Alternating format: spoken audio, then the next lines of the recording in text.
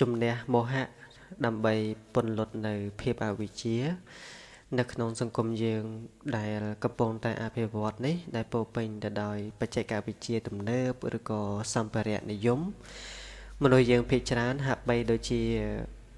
មានចំណេះដឹងខ្ពង់ខ្ពស់ជាងមុនព្រោះយើងក៏លេចទៅមើលសម័យបច្ចុប្បន្ននេះយើងមានសាលារៀនយើងមានអគារយើងមាន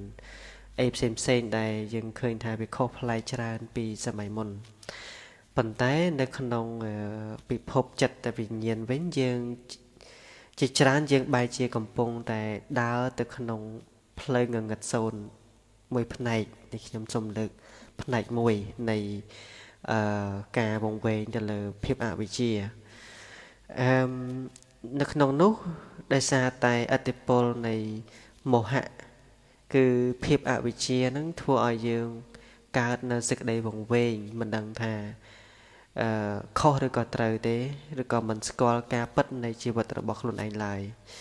ចឹងយើងឃើញមនុស្សបច្ចុប្បន្នអ្នកខ្លះគាត់ហ៊ានធ្វើបាបខ្លួនឯង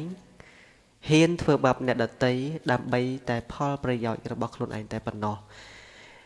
យើងវង្វេងទៅនឹងភាពល្បីល្បាញរបស់ខ្លួនឯងវង្វេងទៅនឹងការសោកសរសើរកោតសរសើរអំពីមជ្ឈដ្ឋានខាងក្រៅដែលខ្ញុំតែងតែលើកឡើងអញ្ចឹងគឺលោកធម៌នឹងតែម្ដងអូខេជាវង្វេងទៅនឹងលោកធម៌ដែរវង្វេងទៅនឹងទ្រព្យសម្បត្តិដែលมันអាចយកតាមខ្លួនបានពេលស្លាប់ទៅក៏มันអាចយកទៅតាមខ្លួនបានដូចគ្នារហូតដល់ថ្នាក់បោះបង់ចោលនៅភាពជាមនុស្សភាពជាមនុស្សនេះគឺមនុស្សដែលគ្មានគុណធម៌គ្មានសិលធម៌គ្មានសេចក្តីស្រឡាញ់ពិតប្រាកដទេ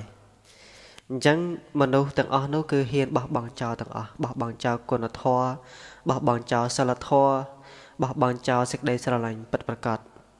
ដូច្នេះហើយមោហៈបានធ្វើឲ្យមនុស្សយើងនឹងមើលឃើញនៅកំហុសបែរជាត្រូវខុសបែរជាត្រូវល្អអាក្រក់ថាល្អវាផ្ទុយទៅនឹងអ្វីដែលជាការពិតផ្ទុយអញ្ចឹងគឺមោហៈគឺបាំងទៅលើរបស់ទាំងអស់ហ្នឹងគឺវង្វេងអត់ដឹងទេអ្វីត្បិតតែមនុស្សមានចំណេះវិជ្ជាច្រើនក៏ដោយពេលខ្លះខ្ញុំតែងតែលើកឡើងអំពីមនុស្សដែលមានចំណេះដឹងខ្ពង់ខ្ពស់បច្ចុប្បន្ននេះខ្ញុំឃើញច្រើនណាមនុស្សដែលគាត់មានចំណេះដឹងខ្ពស់ច្រើនមែនទែនសង្គមយើងសម្បូរមិនខ្វះទេអ្នកដែលគាត់មានចំណេះដឹងចប់បរិញ្ញាអនុបណ្ឌិតនិងបណ្ឌិតប៉ុន្តែបើយើងរកមនុស្សដែលគាត់រៀនចប់មានសញ្ញាបត្រមានគុណធម៌មានសិលធម៌មានសេចក្តីស្រឡាញ់ពិតប្រាកដនោះហាក់បីដូចជាមានមិនសូវច្រើនប្រហែលទេដូចខ្ញុំធ្លាប់ចាំពាក្យខ្មែរយើងបានប្រកាសឡើងមកហ្នឹងខ្ញុំចាំដូចជាបោះលោកសម្ដេចសង្ឃរាជជួនណាតរៀនឲ្យចេះប្រើចំណេះឲ្យមានប្រយោជន៍ចុះយើងក៏លេចទៅមើលថាបច្ចុប្បន្ននេះថាតាមមានបុគ្គលប្រមាណអ្នកដែលគាត់រៀនចប់ទៅមានចំណេះវិជ្ជាទៅយកចំណេះវិជ្ជារបស់គាត់ហ្នឹងទៅប្រើប្រាស់ប្រកបអាជីវកម្មដែលជាការងារមួយដែលសង្គមយើងទទួលស្គាល់ជាការងារមួយដែលពោរពេញទៅដោយគុណធម៌មានក្រមសីលធម៌ល្អនៅក្នុងសង្គម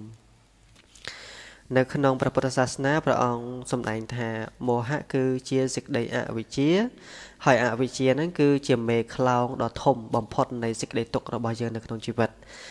ដូច្នេះហើយវាជាឫសគល់នៃការបង្កើតឲ្យមាននៅ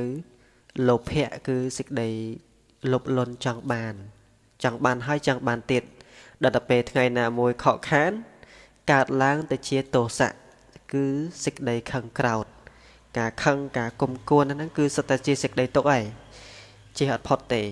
ប្រៀបបីដូចជាមនុស្សម្នាក់ដែលកំពុងតែដើរចូលទៅក្នុងបន្ទប់មួយហើយបន្ទប់នោះគ្មានពន្លឺសូម្បីតែបន្តិចងងឹតសូន្យតែម្ដង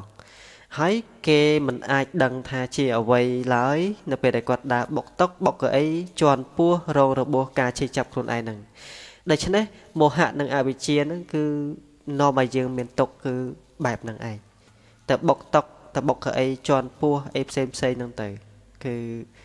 ចុងក្រោយមានតែការរងនៅការឈឺចាប់នៅខ្លួនឯងដដែលអញ្ចឹងការ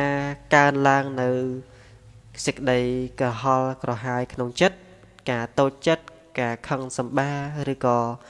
ការច្រណែនឈ្នានេះនៅក្នុងសង្គមរបស់យើងបច្ចុប្បន្នសពថ្ងៃហ្នឹងគឺមិនមែនមកពីអ្នកដតីណាក៏ដោយមកធ្វើដាក់យើងទេប៉ុន្តែមកពីមោហៈនៅក្នុងចិត្តរបស់យើងហ្នឹងវាវង្វេងអស់ហើយដូចថាល្អទៅអាក្រក់មកល្អចឹងទៅវង្វេងក៏ដឹងថាអ្វីខុសអ្វីត្រូវនោះឡើយចឹងការវង្វេងនឹងការប្រកាន់យកថាយើងត្រូវតែស្ថិតស្ថេរតែម្ដងពេលខ្លះការទៀមទាមិនចង់ឲ្យរបស់អ្វីមួយបាត់បង់ទៅវិញទេប៉ុន្តែតែចាំថា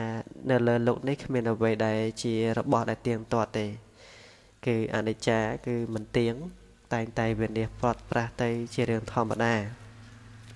ប៉ុន្តែកាលណាបើយើងបាំងមោហៈអវិជ្ជាទៅហើយគឺมันអាចស្របទៅតាមធម្មជាតិបានឡើយគឺ